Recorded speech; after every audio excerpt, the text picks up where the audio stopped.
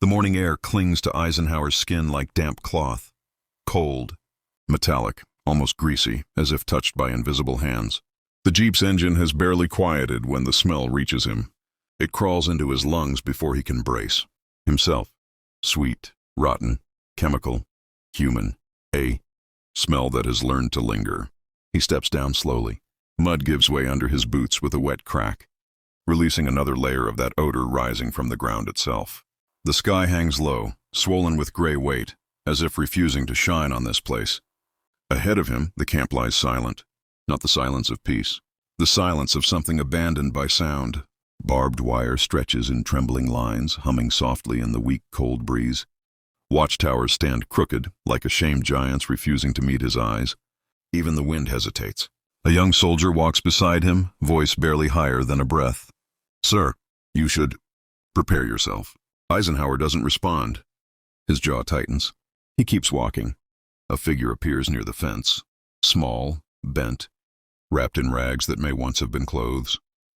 The blanket slips from bony shoulders, revealing arms like wooden sticks. Eyes, huge, sunken, too old for the face around them, lock onto him. Not with fear. Not with hope. With something beyond exhaustion. A kind of waiting. Eisenhower feels the stare long after he passes it. Each step deeper into the camp feels heavier, as if the air grows denser, pressing against his chest. Doors hang open on broken hinges. Barracks gape like hollow teeth. A crow sits on a post, feathers dull, silent. His officers walk behind him, slower than usual. No one speaks. No one clears his throat. Even boots try to land quietly. They have marched through battlefields. They have seen villages flattened by artillery. They have watched men die on beaches, in forests, on frozen roads. But here, no gunfire echoes. No smoke rises. No screams cut the air. This place whispers its horror. The closer Eisenhower gets, the more he understands. Nothing in war has prepared him for what waits inside these walls. The path toward the first barrack feels unnaturally long, as if the earth itself resists letting them reach it. Eisenhower's boots drag slightly, not from hesitation but from the weight of the air, thicker now, warmer somehow, as if carrying the breath of thousands still trapped between life and death. A medic walking with him mutters, "Sir, it gets worse the closer we get." His voice cracks like dry wood. Eisenhower nods, though he doesn't trust himself to speak. He keeps his eyes forward. A door creaks as the wind nudges it, slow, mournful, like something trying to warn them back. The sound slices through the silence and settles into Eisenhower's spine. Inside the first building, the dimness swallows them immediately.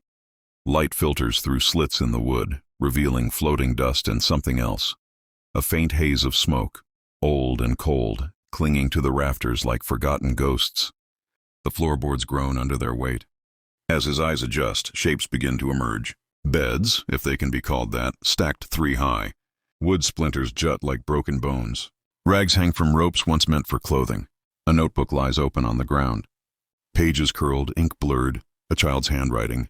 Eisenhower kneels slowly, fingers trembling as he lifts it. The paper is cold, damp, softer than it should be, like it has absorbed too much sorrow. A line stands out in shaking German script. "Ich träume von Brot." I dream of bread. He closes the notebook gently, as if afraid the page might tear with the slightest breath. Behind him, a soldier whispers, "Sir, look." A shallow bowl sits on a crate, containing a crust no larger than a stone, hardened into something fossil-like. The soldier picks it up and winces. This was someone's meal. Eisenhower feels his throat tighten. For a moment, the room seems to pulse around him. The wooden walls, soaked in years of breath and suffering, feel alive. Outside, a metallic clang echoes, maybe a gate knocking in the wind, maybe something else. He stands slowly. This isn't a camp, he thinks. It's a tomb built from starvation. Eisenhower steps back into the daylight, blinking as if emerging from underwater. The air feels sharper now, colder, carrying with it a new layer of smell, one that trembles between smoke, disease, and something metallic, like rusting iron mixed with old blood. He moves toward the yard. The ground here is uneven, pitted with shallow depressions that look disturbingly like footprints, thousands of them pressed into the mud by desperate, starving feet. Then he sees them, the survivors. They stand in small clusters, wrapped in blankets that drift around them like wilted wings. Bones jut from beneath thin skin. Every movement careful, slow, as though even the air might bruise them. Faces are hollow, skull-like, yet their eyes shine with an awful clarity, a brightness forged in suffering too deep for words. A tall man steps forward, swaying slightly. His striped uniform hangs from him like wet cloth. His lips part as if to speak, but no sound comes, only a dry, rasping breath that seems to scrape against his ribs. A medic rushes forward, lowering him gently to the ground. The man clutches something tight, possessive. Eisenhower kneels. It's a small bar of soap, white, smooth, almost untouched. The prisoner tries to speak again. A whisper finally escapes, broken, fragile, like a leaf crushed under a boot. Real soap? His eyes fill, spilling tears down a face too sunken to catch them. Eisenhower's breath catches. He feels the world tilt slightly beneath him. Behind him, another prisoner holds a tin cup with trembling fingers. Inside is water, nothing more. But the way he stares at it, the way he lifts it to his lips with reverence, as if it is something sacred, makes Eisenhower's stomach knot. A third prisoner, no older than 17, approaches with hesitant steps. He raises a hand in greeting. His sleeve falls back, revealing a wrist so thin it seems impossible that it can still hold anything at all. His gaze drifts across Eisenhower's uniform, then up to his face, as if trying to understand who or what he truly is. For the first time, Eisenhower feels it fully. Hope here is as fragile as porcelain, and just as easily broken. They lead Eisenhower deeper into the camp, where the wind seems to move slower, heavier, as if dragging chains. The farther he walks, the more details emerge. Small, ordinary objects twisted into symbols of suffering. A tin spoon bent nearly in half. A shoe with no sole. A doll's head buried in mud, one glass eye staring upward. Nothing here is whole. Near the infirmary, he meets a woman seated on an overturned bucket. Her hair is thin, nearly colorless, clinging to her temples like wet threads. A blanket pools around her feet. A medic offers her a piece of bread, soft, white, fresh. She stares at it, not with hunger, with disbelief. Her fingers hover above it, trembling. She touches it once, lightly, as though afraid the bread might vanish. Then she presses it to her cheek, inhaling deeply. Tears gather in her lashes. "Too soft," she whispers. Her voice is almost gentle, almost embarrassed. I forget this softness." A soldier beside Eisenhower swallows hard. The sound seems loud in the quiet courtyard. Further along, a group of survivors gathers around an American canteen.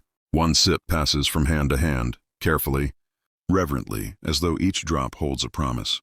Eisenhower watches a man taste it, close his eyes and whisper something in Polish. The translator beside him murmurs. He says the water tastes alive. Eisenhower looks away, jaw tightening. As they walk toward the storage sheds, the contrast becomes sharper.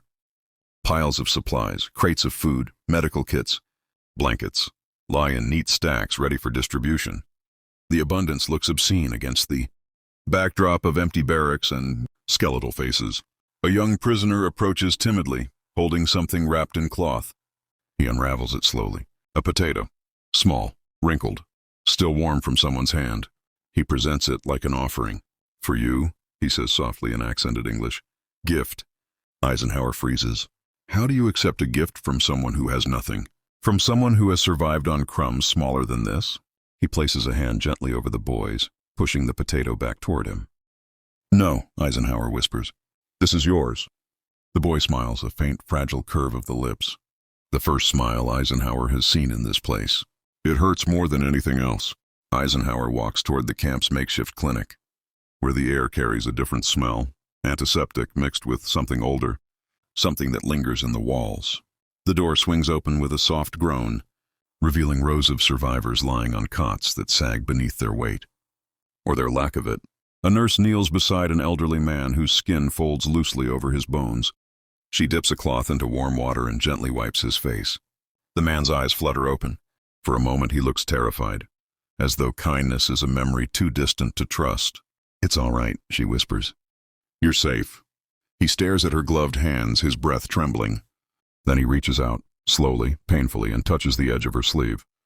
His fingers stop halfway, hovering in midair, as if contact might shatter something sacred. A single tear escapes down his cheek. Eisenhower turns away. The intimacy of the moment feels too raw, too human. Outside the clinic, he sees an American lieutenant trying to distribute blankets. A boy, maybe 12.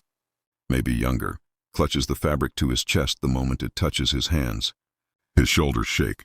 He buries his face in the folds of the blanket. Not from warmth, from overwhelm. The lieutenant kneels.